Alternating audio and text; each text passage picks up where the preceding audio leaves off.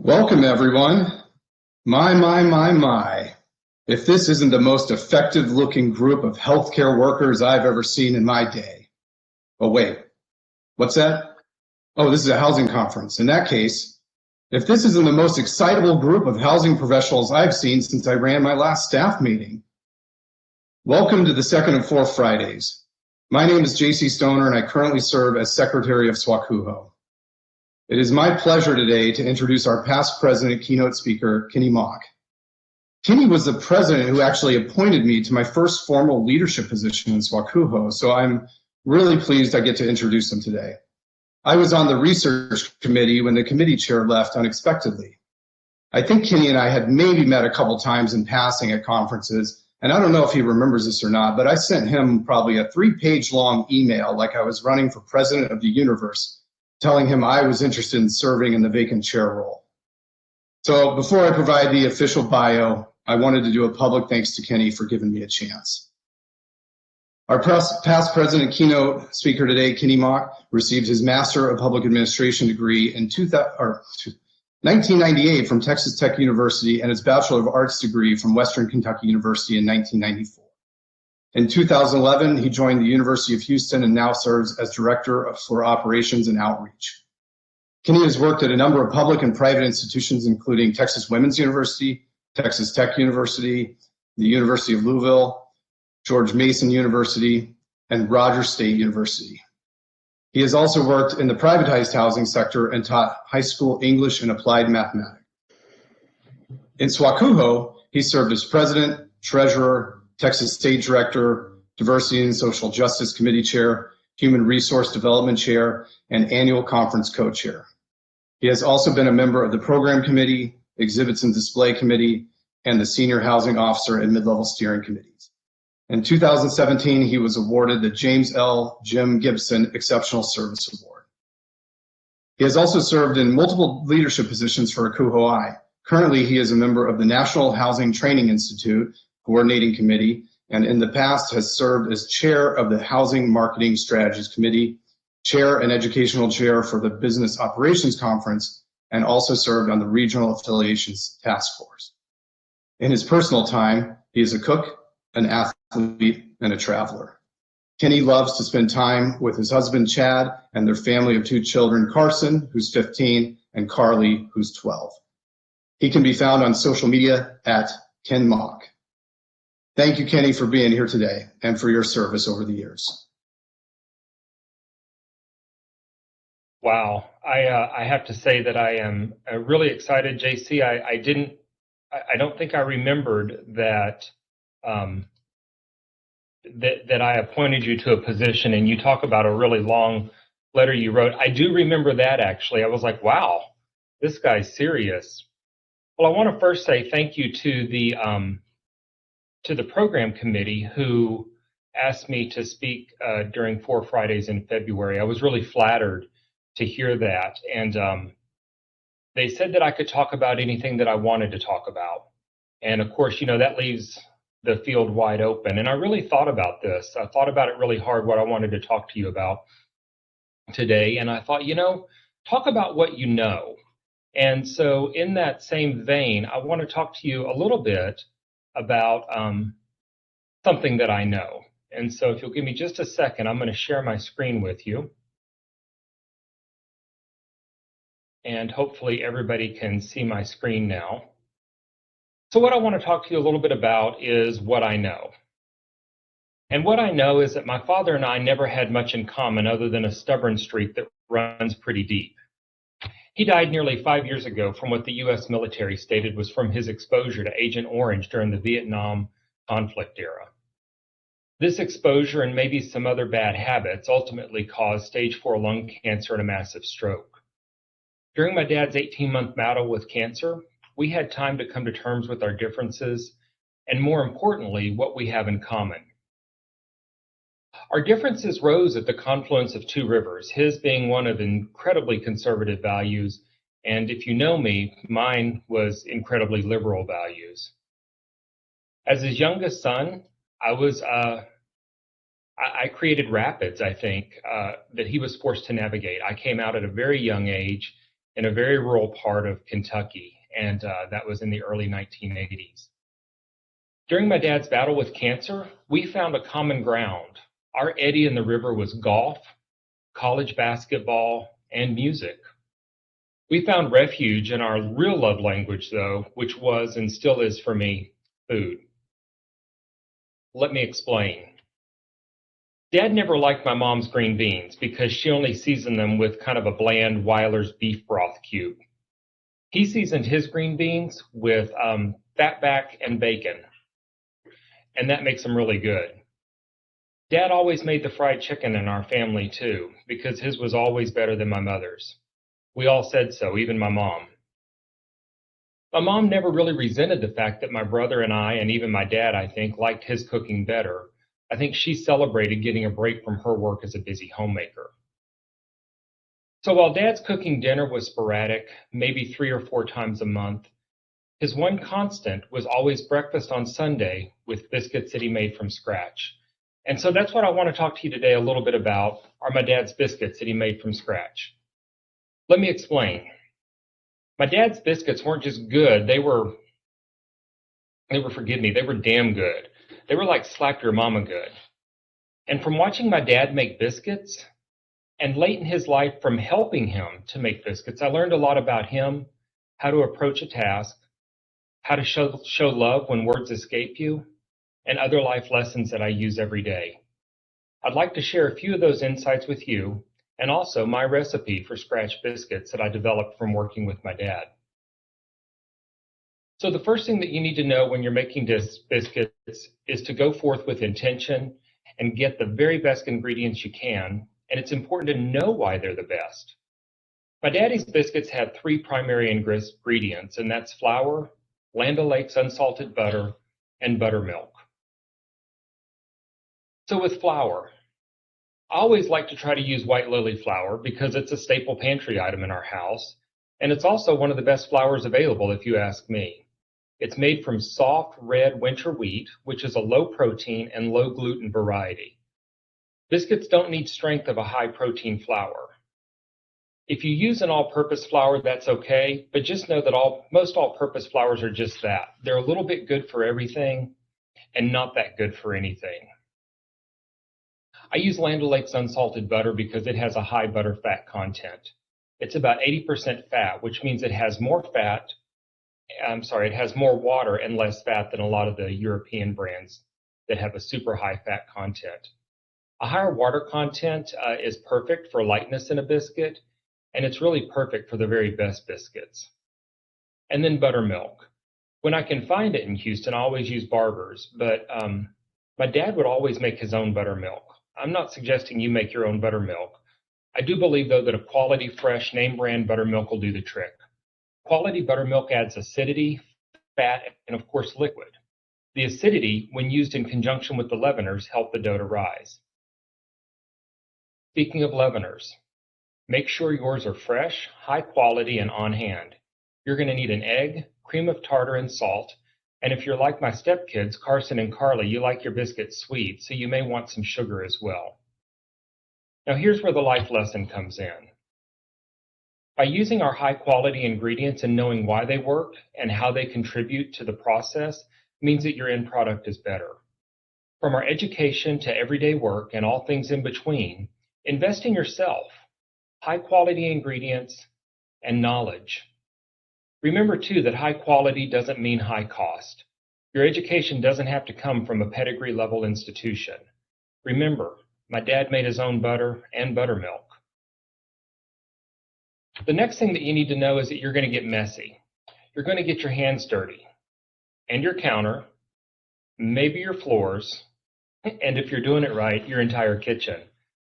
The secret to really excellent biscuits, though, before we get started, is to use really cold butter. I mean super cold. Many times when you're working with a biscuit dough, it gets worked so much that the butter softens before the biscuits even go in the oven. So try cutting your butter into small pieces or grate it with a cheese grater and put it back in the fridge and pull it out only when you're ready to put it into your flour. Speaking of your flour, you're going to want to combine your dry ingredients in a large bowl and use a pastry cutter to cut the cold butter into the flour mixture. Don't go crazy here. You're going to want to see small pea-sized pieces of butter throughout the dough. Once you get it all mixed in, you're going to add in your milk and egg and mix just until the ingredients are combined. The dough is going to be sticky, but don't keep working it. Remember, you still want to be able to see small butter pieces in the dough. Now here's where you can get messy. In fact, I really encourage it. Turn the dough out onto a well-floured counter and sprinkle some flour on top of the dough so that it doesn't stick to your fingers, and knead it 10 to 15 times.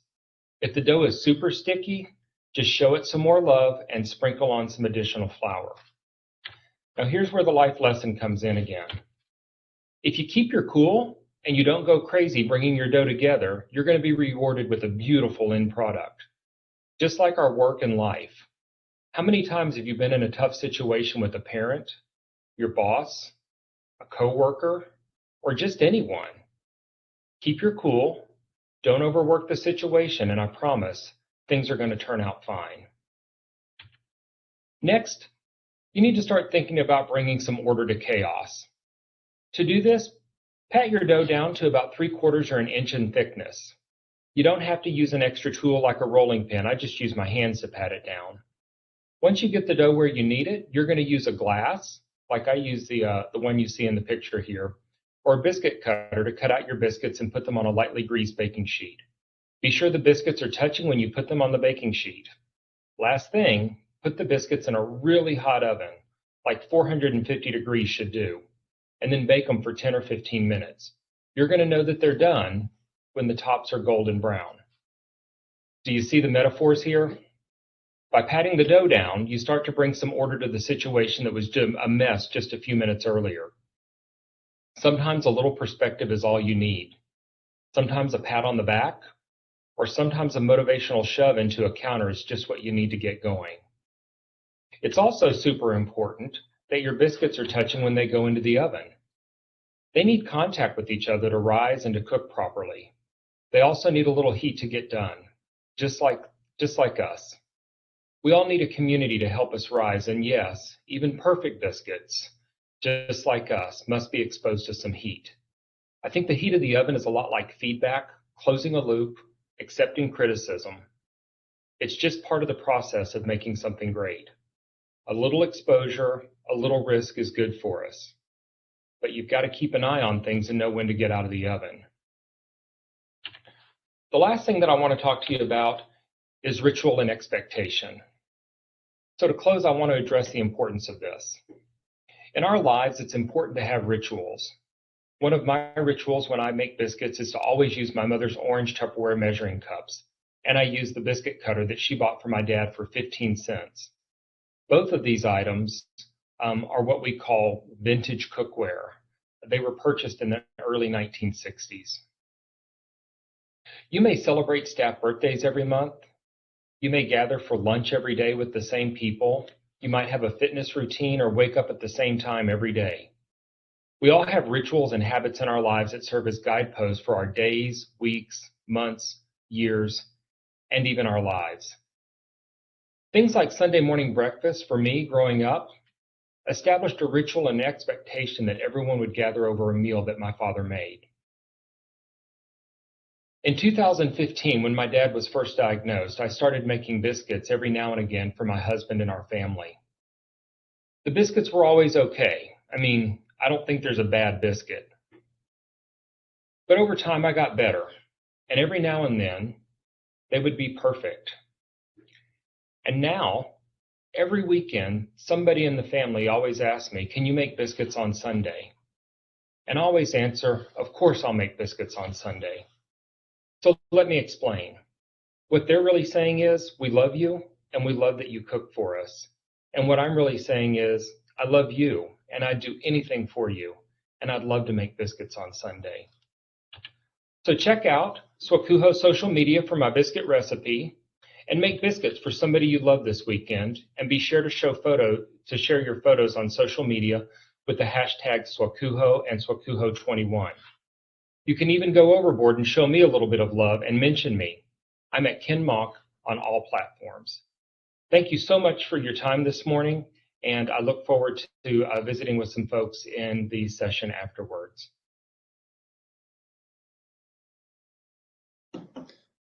Thank you very much, Kenny, for coming back as a past president. And thank you for the recipe. Please, everyone, do make some biscuits for someone you love this weekend, even if that's just yourself.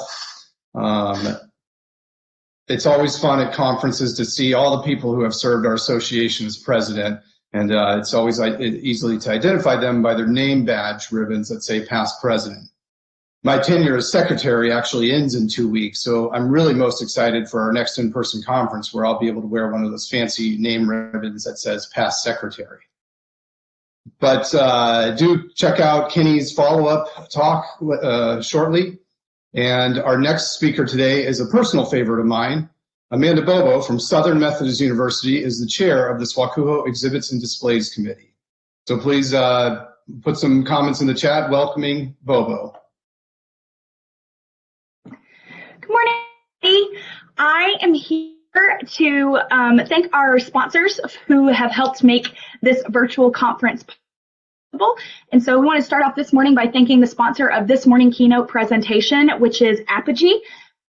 Apogee is, as the only managed technology services provider with the sole focus on higher education, Apogee has become the trusted partner to more than 400 schools and 1 million students and administrators who rely on the company's innate understanding of how superior Wi-Fi powers student vitality. And I don't know about y'all, but I feel like we have learned just how important Wi-Fi is to students this year. So we're very thankful and appreciative for Apogee and their continued support of SWACUHO. Our next sponsor that we want to thank this morning is Southwest Contract. This contract has graciously provided the sponsorship for this platform that we're using for Excel events that has helped us bring this conference free of charge to our attendees. So we really want to thank Southwest Contract for their continued support of SWACUHO. They are a sponsor of everything that SWACUHO does every year. So I really appreciate and grateful for there as well.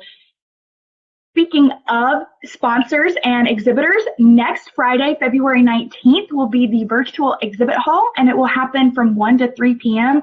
I really encourage you to take the time to go and visit all of our sponsor booths. It's very much so like a private room where you're getting to talk to our exhibitors. All of our sponsors will be there in booths, so thanking them for their continued support of SWACUHO is great, and we're super excited that they have chosen to partner with us again this year and take a leap of faith on a virtual exhibit hall. And so we're really excited about that. And with that, my time is done. I'll be back next Friday to thank our next keynote presentation sponsor. Thank you, Bobo, and again, thank you to all our sponsors. I think it's kind of exciting about the virtual exhibit hall. Sometimes kind of neat to be on the cutting edge of things. So next on our agenda for the day is to recognize some of our members. So please help me welcome Victor Salazar from Our Lady of the Lake University and Zach Tucker from Arkansas State University, our co-chairs of the Awards and Recognition Committee. Good morning, SWACUHO. I hope that everyone is nice and warm, whether you are in your office or logging in at home. My name is Victor Salazar, and I am the Director of Residence Life at Our Lady of the Lake University in San Antonio, Texas. And as mentioned, I'm also a co-chair of the Awards and Recognition Committee. As a reminder, we would just like to thank you and appreciate all of your nominations, your videos, and your patience with the awards process in a year of COVID.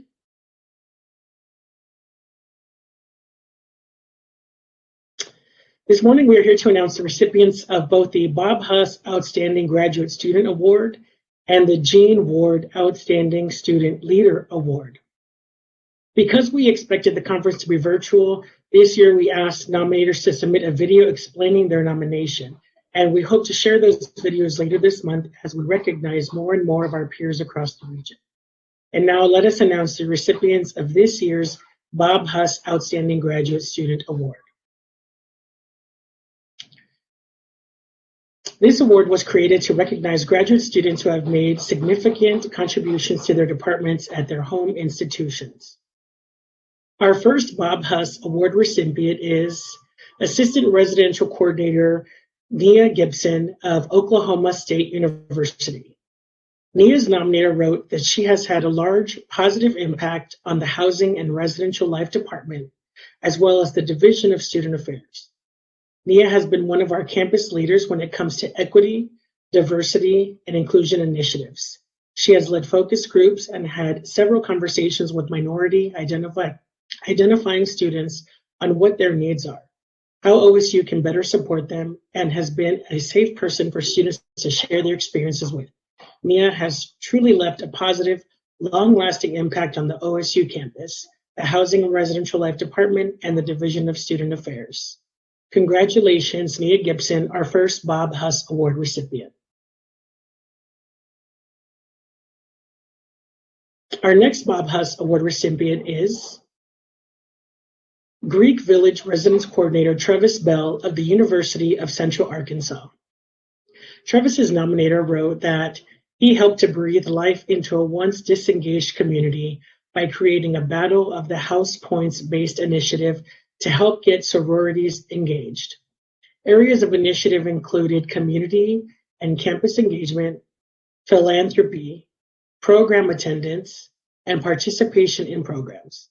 Travis has also been a key player on the inaugural Residential Curriculum Committee. He serves as a co-advisor for the Housing Staff Association and is also completing thesis research on understanding how international students make meaning on their decision to remain within the U.S. post-graduation. Congratulations, Travis Bell, 2021 Bob Huss Award recipient.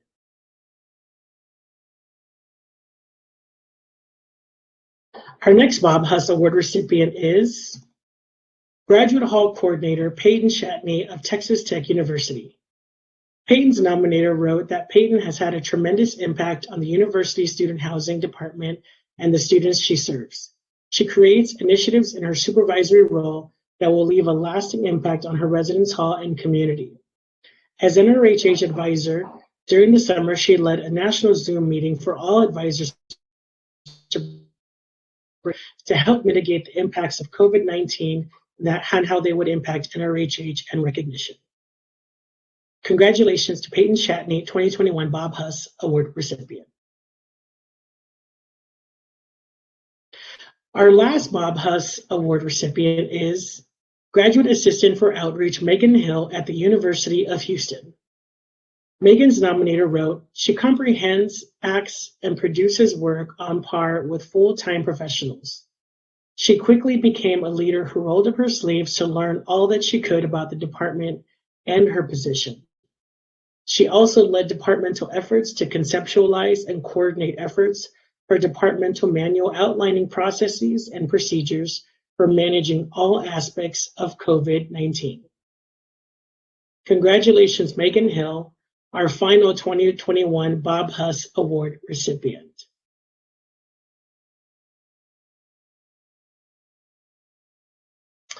Next, we will announce the recipients of the Gene Ward Outstanding Student Leader Award. This award was created to recognize outstanding students, undergraduate students, who have made significant contributions to the department at their home institutions. Our first Gene Ward Award recipient is senior student staff member Stephen Doige of Oklahoma State University.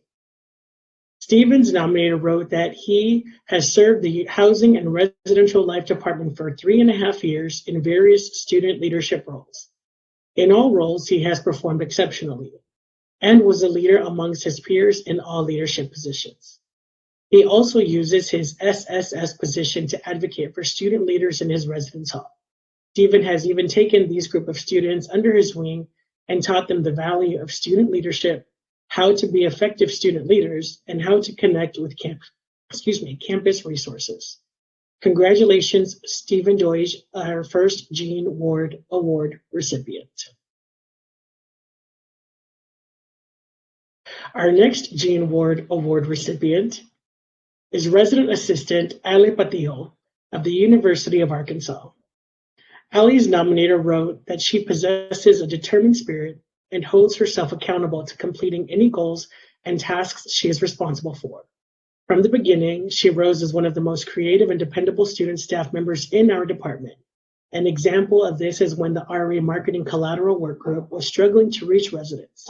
Allie volunteered to do a comprehensive presentation with the entire team to update and train them on various outreach methods for social media. She is a dedicated person that thrives on opportunities and challenges in order to rise to the occasion and meet her goals. Congratulations, Allie Patil, 2021 Jean Ward Award recipient. Our next Jean Ward Award recipient is Resident Assistant Dalton Lawing of the University of Texas at Arlington. Dalton's nominator wrote that he started as a well-known community member, then held an executive board position on the Hall Council, and later applied to be an RA.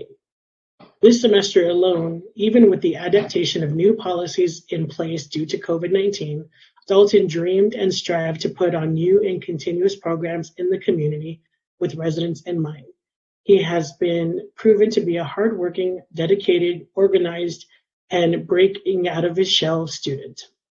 Congratulations, Dalton Lawing, 2021 Jean Ward recipient. Our next Jean Ward Award recipient is Kathy Crow Commons Council President Samir Rahman of Southern Methodist University. Samir's nominator wrote that he has proven to be a constant source of friendship, community, and encouragement to the Kathy Crow community. In the first 2 weeks of the year, Samir went from being the only member of our Commons Council to recruit an 8-person executive board and an ever-growing general body. He consistently works to empower our team members to think big and is always working to think of new ways to improve our team, our community, and the connections we are building. Congratulations, Samir Rahman, our final 2021 Jean Ward Award recipient. We would like to express our congratulations to all of our awards recipients today. And as we speak, awards are beginning to work their way to your respective institutions, some even arriving today. Upon arrival, we ask that you take a photo of the award recipient on your campus being presented the award by either their nominator, team, supervisor, whomever. And we ask you to post the photos to social media, tagging the respective SWACUHO page, or simply email the photo to us at swacuhoawards@gmail.com. We can highlight all of these personal presentations at the opening session of our final conference day at the end of this month. On behalf of the entire Awards and Recognition Committee, we appreciate the opportunity to review the amazing work of our peers throughout the region, and we look forward to honoring more recipients next week. Thank you all so much. Congratulations again to all our recipients. As we look for moments of connection in our virtual world, I encourage you each to send a personal email of congratulations to our winners if you can track them down. Up next is Jill Eckert from Texas Women's University, who serves as SWACUHO's Akuho'ai Foundation Liaison. Good morning, everybody. I am very excited about the future of our profession, given our Student Leader Award winners, as well as our Graduate Student Award winners. Congratulations to you all. So this is week 2 of the SWACUHO 2021 fundraising campaign. And Zach, I'll take slide 1, please.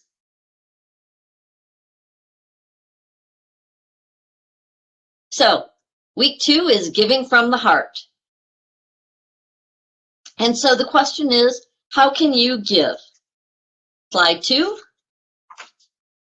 by purchasing an impact card.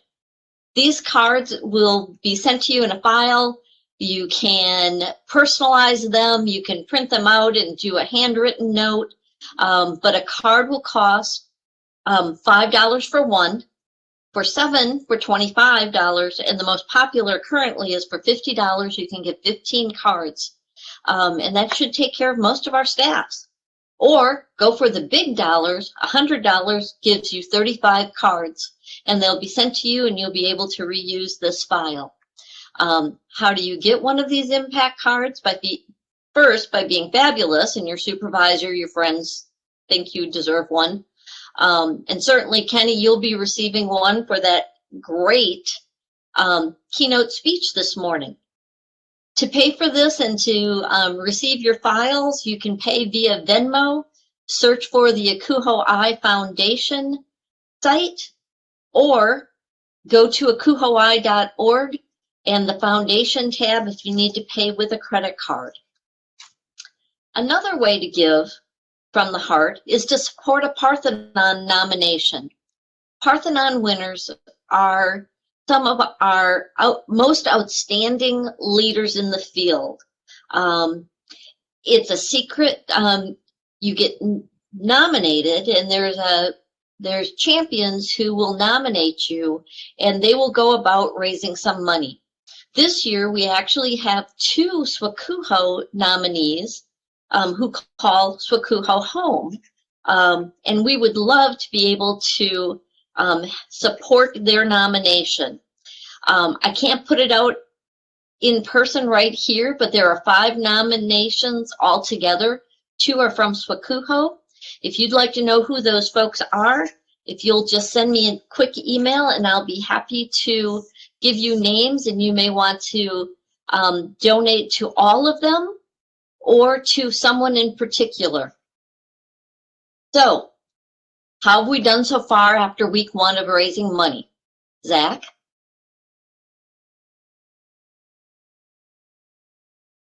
All right, we've raised $2,648 so far. That is fabulous. The not so fabulous, that came from 9 people. And I know there are more than 9 people attending SWAKUHO. So folks, I need you to at least consider buying 1 impact card for $5. My goal is for next week, when I unveil this slide, it's over $3,000.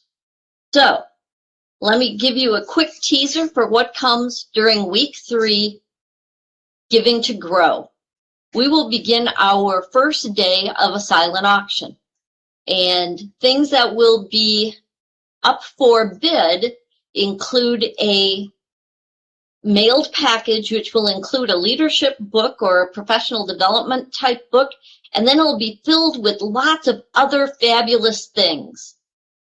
We have approximately 8 of those boxes that will be up for bid. And then the other thing that we'll have are leaders who have donated their time to have a conversation with you. A 1-hour conversation. So perhaps you would want to bid on a conversation from last week's keynote, Diane Brittingham, or perhaps our Akuho'ai Vice President, Dr. Leon McClinton from Oklahoma State, or even the CEO of Akuho'ai, Mary De Niro. These are just some of the people who you could spend some time with in March or April. So I want to thank you so far for your contributions. We are doing great in the fundraising. I hope I'm making some friends and doing my part in fundraising. And so I hope to see you in programs and things like that. Maggie, thanks so much for the time. I really am enjoying this 4-week, 4 Fridays in February. And Maggie, back to you. Thank you very much, Jill. We have a few closing announcements before we get going, and I see we're tracking ahead of schedule, and like to take credit for running efficient meetings, so that's what we'll do here. Don't forget to renew your institutional memberships so your school can vote in the election on the 19th. Kenny's keynote follow-up is at 11 a.m. Please take advantage of that opportunity.